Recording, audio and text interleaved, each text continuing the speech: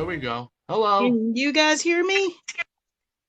Yeah, can you guys hear Christina? Please let us know. Can you see her too? I want to know if you can see her. Yes. We got one yes so far. Yay! It's working. All right, well, Yeah, while it you're here, sucks. Like, I yeah. guarantee that the story the young lady told was a great story from what I could get from your responses.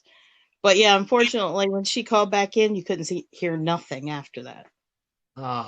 She had two like UFO stories, and one was really cool about lights coming down from the clouds and then turning into like these little tiny lights, and I've never heard anything like that. Yeah. That sucks. I want to I hear it. know. I want to get her back on. Hopefully she can come back on. And she said she had some more stories too. So That's cool. I hopefully she will, because that sounded like it was a good story. yeah, what do you have? Do you have a story for us? Oh, I could give you a laundry list, All right. to be totally honest. Because I have seen weird paranormal stuff since probably 8 years old. Oh wow. Yeah, so it's been a big part of my entire life, on and off. And now that's why I started the YouTube, and that's why was doing a podcast and everything else, because like the paranormal is my life now. Oh, that's awesome. So you want to pick out a good one for us here tonight, or I don't know. I know you were just calling it to test it out, but I didn't want to put you on the spot if you don't want to. Um, sure. Okay. Trying to think of a decent one, because some it's like the paranormal. The paranormal is fun until it's not fun. Right. If you get what I'm saying. Oh, So there, I have stories that I could tell that probably it every time I think about it, it gives me goosebumps. But I have to go to bed in a little bit, so maybe another time. okay. Um, so a tamer story. I've got. I'm trying to think of a really good one. Um, well, okay, I lived in Virginia, and we were living in an apartment. It was me, my husband, and our three kids. Um, and we had a lot of strange stuff in that apartment, but one in particular, um, entity, I'll call him, was a little boy. And we had interactions. We called him Jimmy. And we had interactions with this little boy like for years, because we lived there for 9 years. Um, and I actually had an audio recording of like a voice, and I had a video recording of my son talking to somebody that wasn't there, but I gave it to a friend of mine in the paranormal community. Yeah. He was the leader of a paranormal group I was a part of, and he was going to look over everything and give it back. Well, he got very sick. So, and eventually he passed away. But when he got very sick, like, I'm not going to bug the family for the footage and all that stuff. So it got lost, unfortunately. But this little boy, we called him Jimmy. My son, who was probably 3 at the time, talk about Jimmy all the time. But Jimmy liked to peek around corners. That was his thing. Okay. Okay, in broad daylight, not so much when you're alone and you're trying to take a shower. I wouldn't recommend. Negative 10 out of 10 experience. Um, Most of the time, he was a playful spirit. He liked to, at night, with the adults. I'm trying. If you hear a noise, it's my cat. She's very talkative. Raven, lay down. And he would come up to the bed and kind of like, when kids get impatient and they kind of bump their hip on a piece of furniture, like Yeah. waiting for you to respond. That's what it felt like. Like he was standing there just bumping the bed, like, hey, pay attention. And he liked to grab, because they say that if you're covered up all the way, you're too hot. If you're uncovered, you're too cold. So you stick one leg out. Yep. because I think everyone does this. Oh yeah. And he liked to take, it felt like a cold little hand of like a 3, 4, 5 year old little boy, and he would grab your bare feet Oh no. in the middle of the night, man. And he would pull on the blankets, like tug on them. And yeah, like he was never dangerous. Like he never was threatening or anything like that. I think he was drawn to the kids because my son was close to, I think, his age.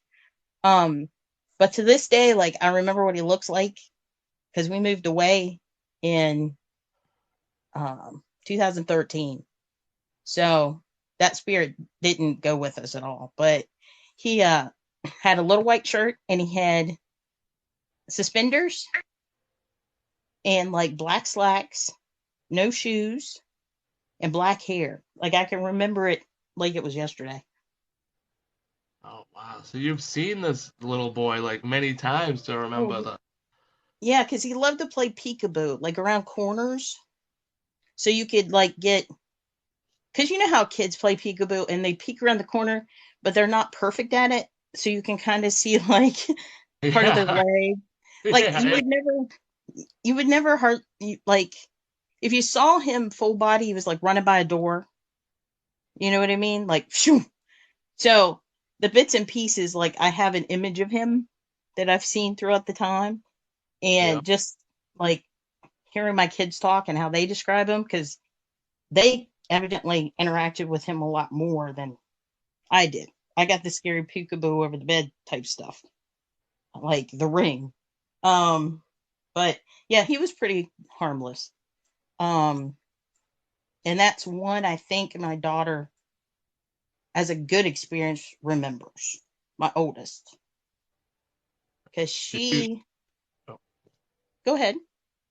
oh, no, I was gonna say, did you ever do any like research to see maybe if there was anything that happened in the past where this maybe Well, this kid. that's what happened with the footage because I was talking to my friend. He was the head of a paranormal group and very knowledgeable, knew his stuff. Told him about it. He says, "Well, my wife does research for the group. I'll have her research it. We'll get back to you."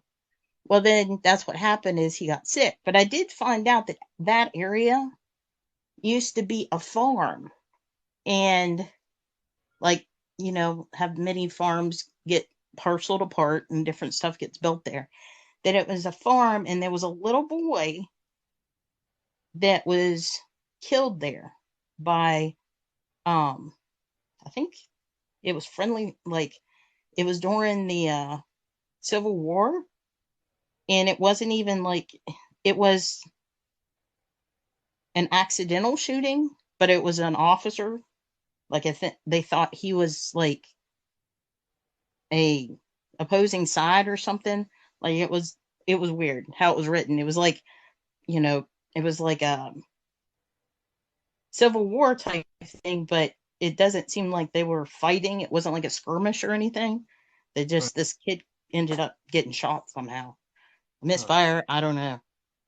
But yeah, so that's one of the gentler stories, I guess is the best way to put it. oh, gentler. I mean, anything for me, anything with like children or little, anything like that is like the creepiest thing ever. It's like now I'm like, Well, like you want to talk about creepy with kids. oh no. Um we this was the apartment, was it before? Well, it doesn't matter. It was an apartment before we lived in that apartment with the little boy. Um, my daughter was 3. That was the oldest. My younger daughter was turning 1 that year, and I hadn't had my son yet. So this was, you know, 5 years before the little boy apartment incident, I guess to put it in perspective. And my daughter's 3 years old, and we move into this apartment because my husband was handicapped. He was in a wheelchair. So it was really fun. We had to be put on waiting lists, and finally this apartment comes open. So we move into the apartment, and my daughter talks about, well, at this age, she talks a lot about people that I am assuming are like invisible playmates. Okay. And I'm starting to put things together at this point about what she's saying. But we're living there and she's talking about her other grandma. And I'm like, you mean Grammy, which would have been my mom? Yeah. No. Are you talking about Nana? No. I'm talking about my other grandma. I'm like, honey, you only got two. And I was divorced. And I'm like, are you talking about your grandma Linda? Which she didn't really see her that often. So that's not, no, no, my other grandma. I'm like, okay. I'm like, well, what does she look like? She says, she's a little lady and she's really thin because she was sick, but she has long white hair that she ties up in this intricate, like, knot bun thing. I mean, she's three, so she's describing it. I'm paraphrasing. And she said, and mommy, it's sad, but her heart broke in your room. And I said, what do you mean, honey? And she says, her heart broke. And I'm like, and she grabbed at her chest, like her heart broke. And I was like, okay. So I was outside. They had a little playing area for the kids beside the managing office at this apartment building. And I was out there watching the kids play. Manager come out. And I'm like, I've got the strangest question for you. You can choose to answer it or not, and it's going to be weird. And she's like, okay, go ahead. And I'm like, did an older woman die in our apartment with long white hair that died of a heart attack in my bedroom? She says, is your bedroom the one on the left? And I said, yes. She's like, how do you know that? I said, did the neighbors tell you? And I'm like, no, but thank you for the information. And the whole time we lived in that apartment, my daughter said that woman would sing her to sleep. Oh boy. And she kind of looked like protected her. She says, she just makes sure I sleep well, is how she would say it back then. She makes sure I sleep well. I'm like, okay. And she says, she sings me songs. And I'm like, okay. So she was another one, a very peaceful thing. But then that's when I discovered, I'm like, these invisible friends are not so, like, they're invisible, but they're not just imaginary. Right. And she was like connecting with things, which, now she's older, she's 25. And as she's not, I think she would kill me if she knew I was talking about it, but I don't think she's as sensitive as she used to be, Okay. but it's something that she doesn't really talk about that much because I think, when you start talking about the paranormal, even in the community, sometimes people like throw around the crazy word a lot. So Oh yeah. Yep. she doesn't like to talk about it outside like the family or anything because she doesn't want that label. Oh well, she's the nut job psychic, you know, weird person. No, But yeah. Yep. some of us embrace our weirdness, some do not. Well, that's nice though. She sounded like it was a nice spirit that she was talking to, or ghost, or whatever. We don't know what it is, but still Yeah, something. that time. Yeah. Yeah, that time it was a nice one. And some of them were not so pleasant, but yeah, she was a very protecting spirit. But I will get off here. I will let your other guests have a chance. Um, I might pop. You said that you do this like every Monday We're gonna or this week. Wednesday. I'm gonna try Monday. I'm trying to do definitely every Sunday. At 7. I had my daughter here last time, so I couldn't, and then Easter was before that, and then I was sick for almost 2 weeks. So, but this Sunday coming up will definitely, and then I try out different days during the week, so just follow me and you'll see when I'm going live. I just, just pop up one night and you'll see me. Okay. But if you want, yeah, you're welcome to come back anytime, and then and tell us some more. So awesome. I mean, this is Yeah, great. I hit the follow, so hopefully I'll catch it next time and maybe we'll go darker. All right, yeah, We'll definitely. see. All right. I'll get ready for it for next time. Good night, all.